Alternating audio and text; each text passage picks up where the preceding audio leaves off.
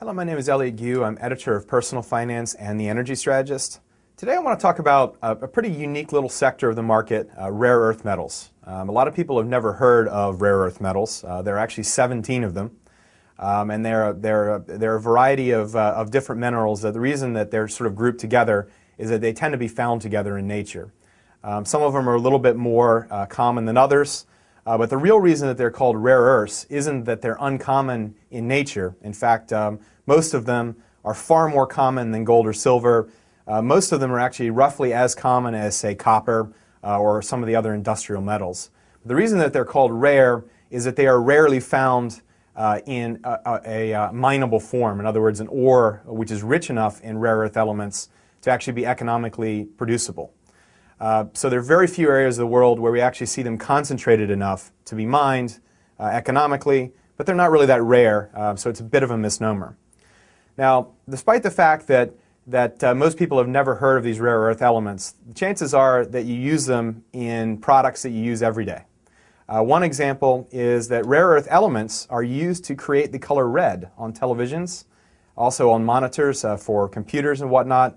Color TV would not be possible without rare earth elements, which are used to create the color red. And imagine having a television that couldn't produce the color red.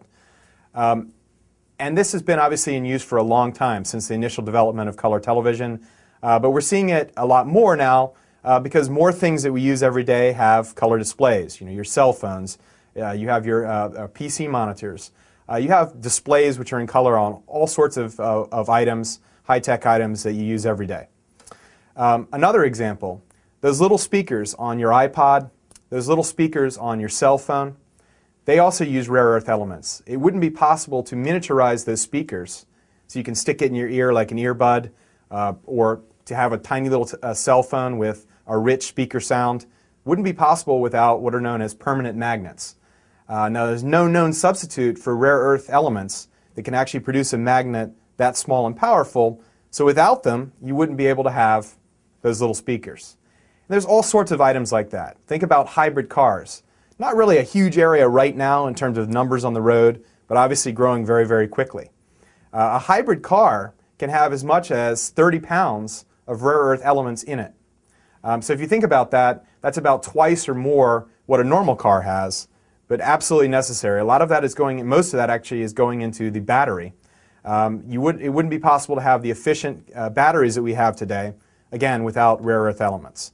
So they're used in all sorts of varieties of high-tech gear, a lot of alternative energy technologies, catalytic converters in cars, speakers, all sorts of things that you use every day have rare earth elements in them, despite the fact you've probably never heard of them.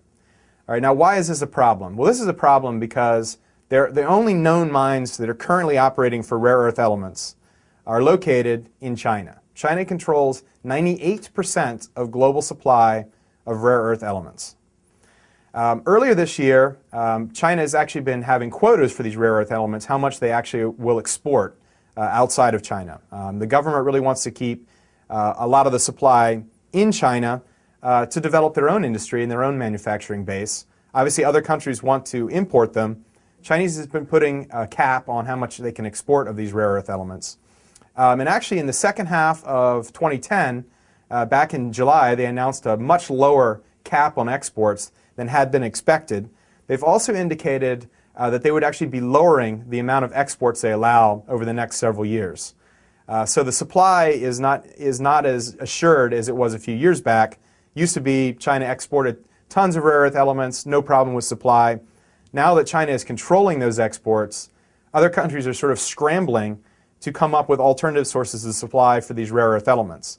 We saw some of these things quadruple and even quintuple. Some of them were actually up tenfold just this year in price because of those export curbs and larger than expected export curbs on rare earth elements from China.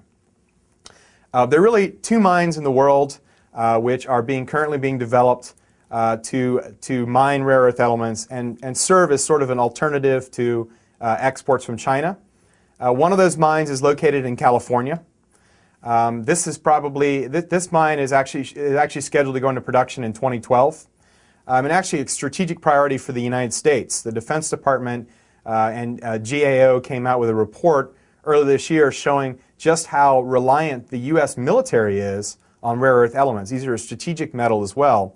Missile guidance systems, the little things that control the fins on the back of missiles, the miniaturized motors, these all contain a very large amount of rare earth elements. Without them, there's no known substitute. It really wouldn't be possible for the U.S. military to function long term. So this has become really a strategic priority for the United States to develop this mine in California. The other area where we're seeing a lot of work, a lot of development, is the Mount Weld mine, which is located in Australia. This mine is actually going to be producing next year, and like the mine in California, those two mines together are going to be a pretty large percentage of global supply in a few years down the road. China is still going to control something like 70%, but these two mines together are going to be a meaningful source of rare earth elements outside of China. Now, in the most recent issue of the Silk Road Investor, which is a newsletter published by my colleague Yanis Mostros, I actually wrote an article, a guest article, which I'll be doing once a month on metals-related topics. This month I wrote that guest article on rare earth elements. In there we put both stocks that are involved in these mines, explain a little bit more about the industry, prospects for growth, what are the best stocks to buy. We have seen a little bit of a pullback in these stocks lately alongside the broader market. I think it's an excellent opportunity to buy.